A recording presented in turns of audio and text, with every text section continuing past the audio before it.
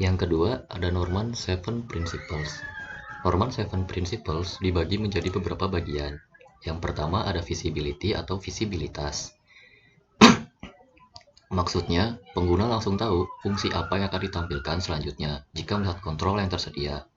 Kontrol harus dibuat jelas, bukan tersembunyi, dan dapat membantu pengguna melakukan tindakan selanjutnya. Contohnya seperti pada gambar di samping ini. Di sini user ingin melakukan save file. Maka user harus membuka dulu text file, kemudian memilih save. Yang kedua ada konsistensi. Di sini tindakan yang sama harus menyebabkan reaksi yang sama berulang kali. Perancangan produk yang konsisten memiliki pengertian bahwa pekerjaan yang serupa seharusnya dapat dikerjakan dengan cara yang serupa pula. Dengan demikian, pengguna akan lebih mudah dalam belajar untuk menggunakan produk berdasarkan pengalamannya yang terdahulu dalam berinteraksi dengan sebuah produk. Contohnya adalah penggunaan tombol volume up dan volume down serta power. Jika user menekan tombol volume up, maka suara yang atau musik yang sedang diputar akan semakin keras. Begitupun sebaliknya jika user menekan volume down. Yang ketiga ada affordance atau jangkauan. Merupakan atribut visual yang digunakan untuk memberikan petunjuk pengguna bagaimana objek atau kontrol yang dapat digunakan atau dioperasikan.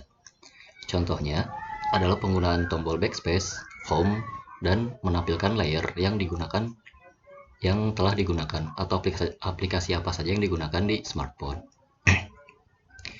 Jika user menekan tombol home saat membuka aplikasi, maka aplikasi itu akan tertutup dan langsung menampilkan home screen. Yang keempat ada mapping atau pemetaan. Pemetaan adalah hubungan antara konsol dan efek. Idenya adalah bahwa dengan desain yang baik, suatu desain akan dibuat lebih masuk akal.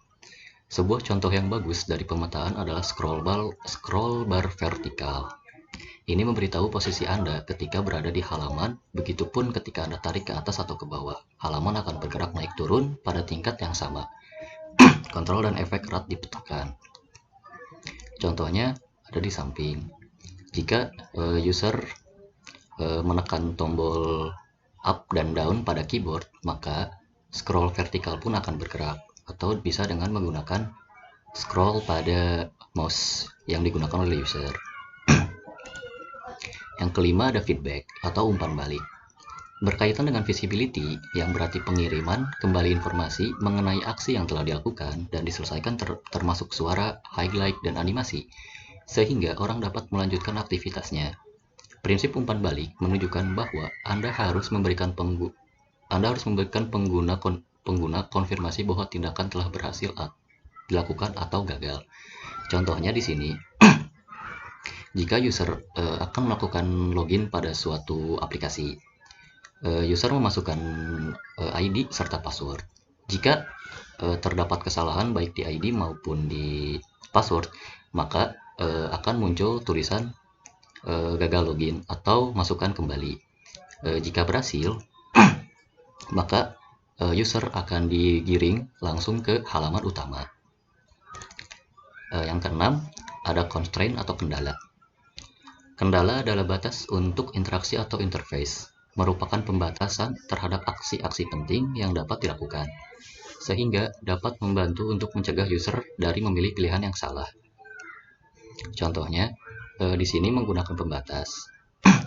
Pembatas di sini gunanya adalah untuk memisahkan apa-apa saja yang penting. Contohnya seperti undo dan rendo, make pixel perfect, perspective, crop image.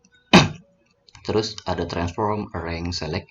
Ini yang pada kolom terakhir ini itu dikhususkan untuk foto ataupun shape.